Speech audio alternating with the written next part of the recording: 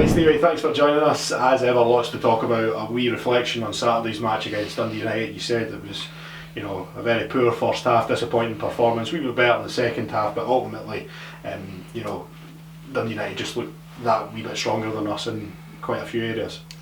We were disappointed in the respect that Dundee United are coming down to East End. There was a big crowd. The positives from the week before, albeit it was a different type of game. But we've addressed it. We've actually looked over the game over the weekend, as we do anyway. We've sat down with the players this morning and looked over quite a few things that we felt needed said. It wasn't a heated meeting or anything like that, but if we're going to develop players, we've got to point out when things aren't going as well, where we need to address certain things, and collectively, and that's including the coaching staff, could have done better. Second half was slightly better. We had a couple of chances in the early parts of the second half that might have got us back into the game. Unfortunately, never, and we now have to move on to the Arbroath game. Well, let's do that then, and it's not going to be an easy game, as we all know. Dick Campbell will have them set up, I'm sure, and they're coming off the back of the win at the weekend as well. Yeah, it's interesting that he seems to have kept his squad over the last few seasons together. He's added a few loan signings, and I think there's maybe 3 or 4 different additions, but in the main we know they're going up there to take on a team that will be very much together, fighting for their cause over the season as well. But equally, we're going up there on the back of a disappointing performance, and we know that we've got to try and take the game to Arbroath and cause him as many problems to come back with 3 points.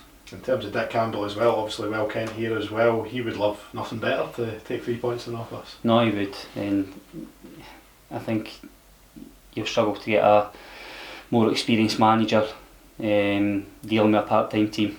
And Arbroath, as I say, have done fantastic over the last couple of seasons, but that's where we've got to draw a line under the sort of romance with Dick coming back, or us going up there, and Dick's connections with Dunfermline, because I very much know that he'll be looking to try and put one over on us, and we've got to make sure we're ready for that.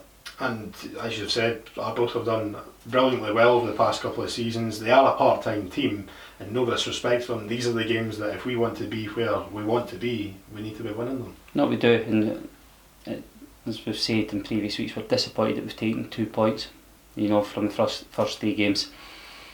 Let's not kid ourselves on. Did we deserve to take anything from last week? Probably not. But the 2 games previous, we could have come away with 6 points. We've not.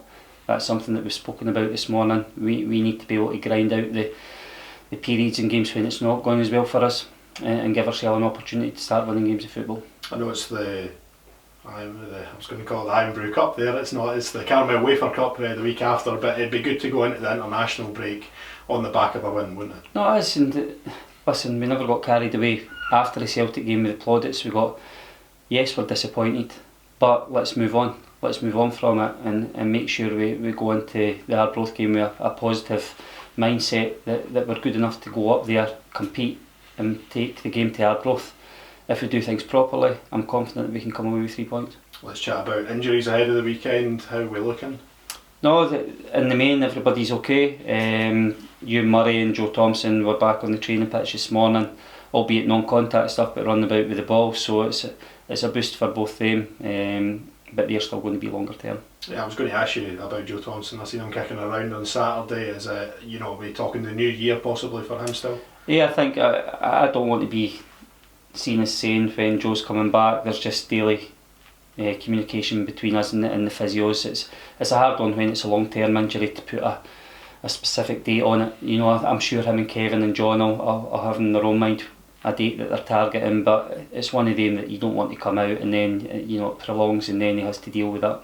And you'll be glad that this is probably one of the last times I'll ask you this, but are we any closer to bringing in anyone new?